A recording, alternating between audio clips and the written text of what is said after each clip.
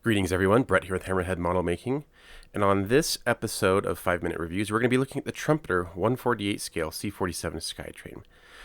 Now the DC-3/C-47 is arguably one of my most favorite aircraft of all time. I think it's just pinnacle of post-war design, form, and function, and it served its intended role flawlessly and without equal. It's been a while since I've built a proper DC-3 or C-47, and the Trumpeter kit is the newest release, although it's not exactly all that new. But I really just wanted to give this one a shot, see how it would do. And in typical Trumpeter fashion, it's completely covered in rivets. So if that's your thing, then you'll be excited. If that's not your thing, then just be warned. Most of the detail seems relatively nice and crisp and free of flash or, for the most part, obnoxious ejector pin marks. You do get separate flight control surfaces for everything: ailerons, flaps, elevators, and rudder. However, they have curiously molded the rudder as an all aluminum or an all metal thing, as I understand it.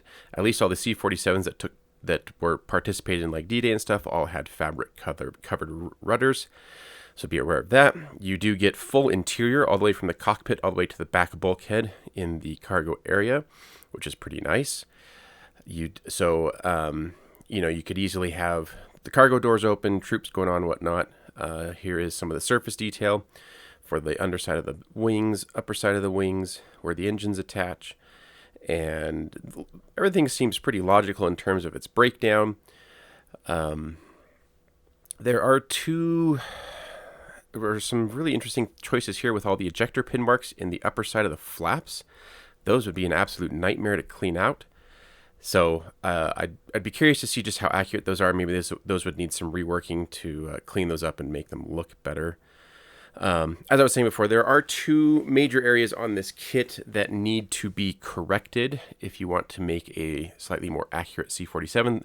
The aforementioned rudder being one of them, and the engine cowls. The profile of the engine cowls in this kit are much more akin to that of the DC-2. They have a much smaller radius for the curve of the engine cowl, whereas on the actual C-47/DC-3 family, it had a much larger radius for the engine cowl, so some corrected versions are needed absolutely for this kit. You do get vinyl tires. This is my first time using this type of tire, so I'll be curious to see how they work. They seem relatively nice. You do get a decent set of photo etch in here, which mainly consists of all of the harnesses for the troop area, but you do get some oil filter screens as well as the entry ladder into the back of the aircraft.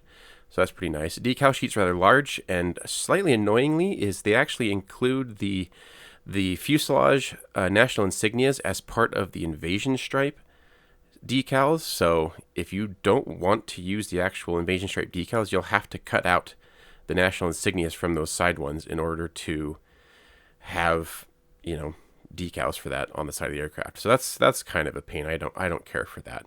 The instructions are pretty straightforward. You spend most of the time building out the interior, which consists of quite a lot of plastic. There's a fair amount of stuff going into the interior there. The wing builds up pretty straightforward. You do have to decide if you want to do the ailerons neutral or down. Not sure why they don't give you an up option. Engines seem pretty nice in terms of detail. You get a lot of internal detail that you wouldn't normally see. Landing gear, flaps, everything going together, and you're done. So, like I said, I think this looks like it'll be a decent kit, at least on par with other Trumpeter kits. Hopefully the fit will be pretty decent. You won't have to do a lot of sanding because there is a lot of surface detail that would be a shame to remove and have to restore. I found that the rivet detail and the panel line detail weren't terribly deep like other Trumpeter kits I've seen, so I think they were a little bit more restrained in that fact, so I think that's a good thing. Like I said, the interior detail looks really nice. You get a lot of detail. Hopefully the clear parts will be clear enough that you can at least see a good portion of it. And as I mentioned, I highly recommend getting replacement rudder and engine cowlings. They're not terribly expensive, it's just about $10 a piece. I think that will be money well spent. So anyways, if you like what you saw, go ahead and give me a follow. And I need to give a huge shout out to my patrons. And we'll see you on the next video. Bye.